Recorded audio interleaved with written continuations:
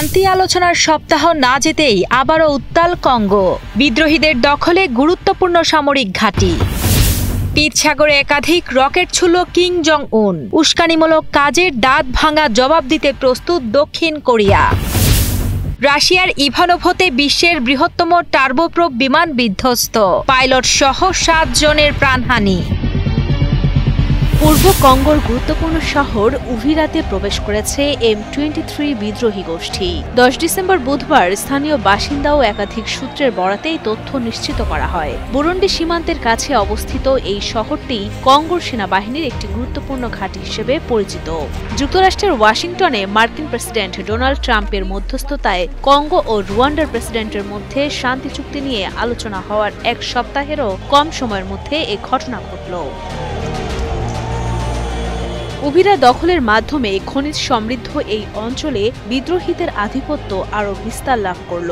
Lake তাঙ্গানিকার তীরে অবস্থিত উভিরা শহরটি দক্ষিণ কিভু প্রদেশের রাজধানী বুকাভু গত ফেব্রুয়ারিতে M23 দখলে যাওয়ার পর থেকেই কিনশাসা সরকারের প্রশাসনিক সদর দপ্তর হিসেবে ব্যবহৃত হচ্ছিল।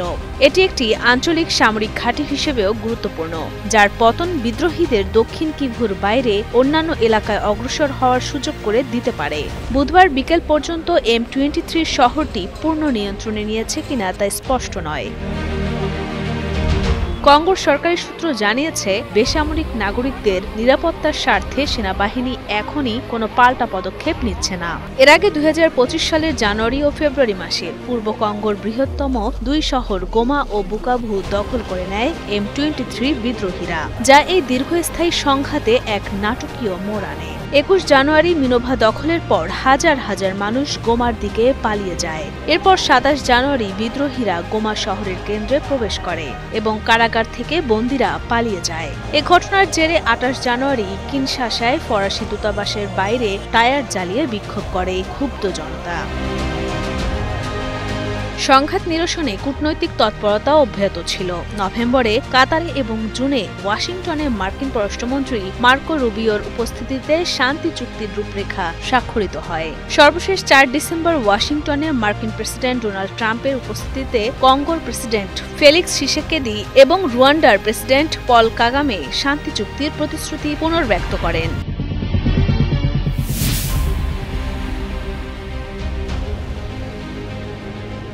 আন্তর্জাতিক রাজনীতির মাঠে আবারও উত্তেজনা ছড়িয়ে দিয়েছে কিম জং উনের উত্তর কোরিয়া। দক্ষিণ কোরিয়ার প্রতিরক্ষা মন্ত্রণালয় জানিয়েছে, মঙ্গলবার দুপুরে হঠাৎ করেই কোরীয় উপদ্বীপের পশ্চিম দিকের সমুদ্রে একাধিক রকেট লঞ্চার থেকে গোলা ছুড়েছে প্রতিবেশী দেশটি।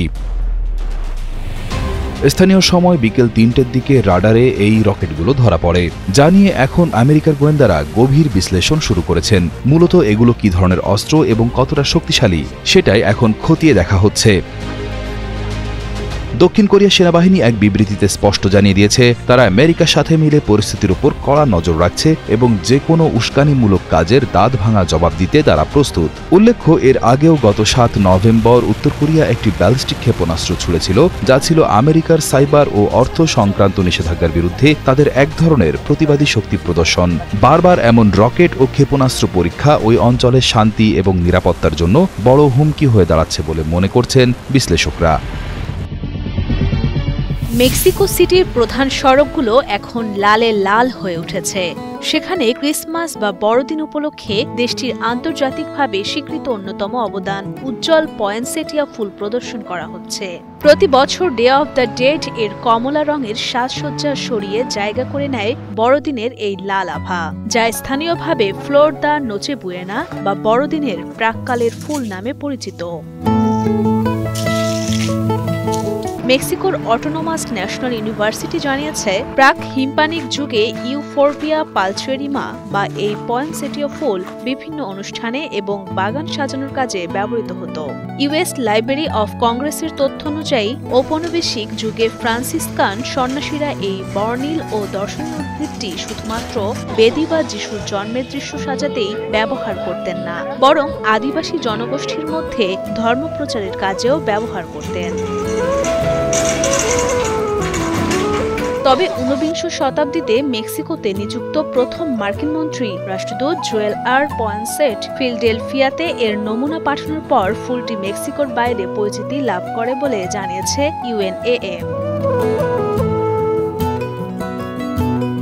ছুটির এই মৌসুমে মেক্সিকোর ঘরবাড়ি, ব্যবসা প্রতিষ্ঠান এবং জনসমাগম স্থলগুলোতে পয়েনসেটিয়া ফুলের উপস্থিতি লক্ষ্য করা যায়। বড়দিন উপলক্ষে লাখ লাখ ফুল বিক্রির আশা করা হচ্ছে, বিশেষ করে মেক্সিকো সিটির দক্ষিণাঞ্চলের সোসিমিলকো এলাকায়, যা স্থানীয়দের উৎসবের জন্য পয়েনসেটিয়া কেনার প্রধান কেন্দ্র হিসেবে পরিচিত। রাজধানী মস্কো থেকে মাত্র ২০০ কিলোমিটার দূরে ইভানোভো নামক এলাকায় রুশ সামরিক বাহিনীর একটি বিশাল AN-22 কার্গো বিমান বিধ্বস্ত হয়েছে। ৯ ডিসেম্বর মঙ্গলবার ঘটা এই মর্মান্তিক দুর্ঘটনায় বিমানের পাইলট সহ মোট ৭ জন আরোহীর সবাই প্রাণ হারিয়েছেন। রাশিয়ার ইভানোভা অঞ্চলে বিধ্বস্ত হওয়া এই বিমানটি কোনো সাধারণ উড়োজাহাজ ছিল না। এটি ছিল বিশ্বের সবচেয়ে বড় টার্বোপ্রপ বিমান অ্যান্তনভ AN-22। সোভিয়েত ইউনিয়নের সময় তৈরি এই বিমানটি টানা ৫০ বছরেরও বেশি সময় ধরে আকাশে রাজত্ব করে আসছিল, কিন্তু বয়সের ভারে নুয়ে পড়া এই আকাশের রাজা শেষ রক্ষা করতে পারল না। রাশিয়ার প্রতিরক্ষা মন্ত্রণালয়ের তথ্য অনুযায়ী বিমানটির ইঞ্জিনে আগে থেকেই কিছু যান্ত্রিক ত্রুটি ধরা পড়েছিল। সেই সমস্যা সমাধানের জন্য এটি মেরামতের কাজ করা হয়।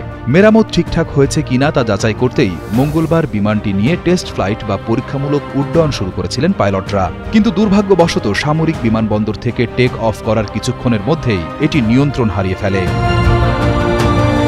বিমানটি ইভানোভা জেলার একটি নির্জন ও জনশূন্য এলাকায় আছড়ে পড়ে। এতে বিমানটি ধ্বংস হয়ে গেলেও নিচে কোনো বসতি বা মানুষ না থাকায় বড় ধরনের জানমালের ক্ষতি হয়নি। প্রতিরক্ষা মন্ত্রণালয় নিশ্চিত করেছে, পাইলট ও ক্রু মেম্বাররা ছাড়া মাটিতে থাকা আর কেউ হতাহত হয়নি। দুর্ঘটনার পেছনের কারণ খুঁজতে একটি বিশেষ তদন্ত কমিটি গঠন করা হয়েছে। তবে এই দুর্ঘটনা রাশিয়ার সামরিক বাহিনীর জন্য একটি বিশাল সতর্কবার্তা। তাদের বিমানবহরে AN-22 এর মতো ঐতিহাসিক এবং বিরল এমন অনেক বিমান আছে যেগুলো তাদের মেয়াদের চেয়েও বেশি সময় ধরে জোর করে ওড়ানো হচ্ছে। আধুনিক যুগের যুদ্ধের প্রয়োজনে এই বয়স্ক বিমানগুলো কতটা নিরাপদ তা নিয়ে এখন বিশ্বজুড়ে প্রশ্ন উঠতে শুরু করেছে।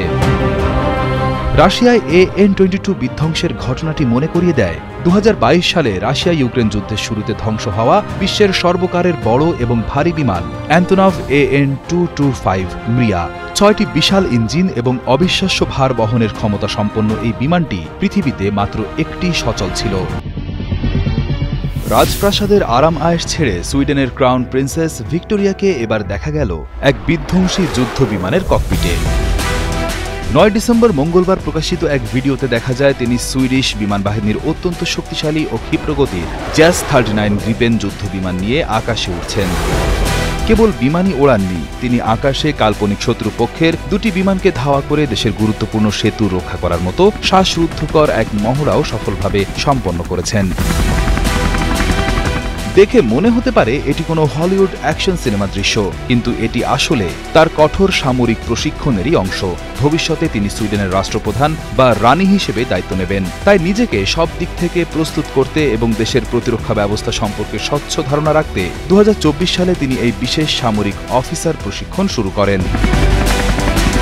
ইউক্রেনের যুদ্ধের পর বিশ্বজুড়ে নিরাপত্তার শঙ্কা বাড়ায় সুইডেন ২০২৪ সালের মার্চে ন্যাটো জোটে যোগ দিয়েছে, আর তাই দেশের ভবিষ্যৎ রানী হিসেবে ভিক্টোরিয়া নিজেকে সামরিক কৌশলে দক্ষ করে তুলছেন, যা দেশটির তরুণ প্রজন্মের কাছে এক বিশাল অনুপ্রেরণা।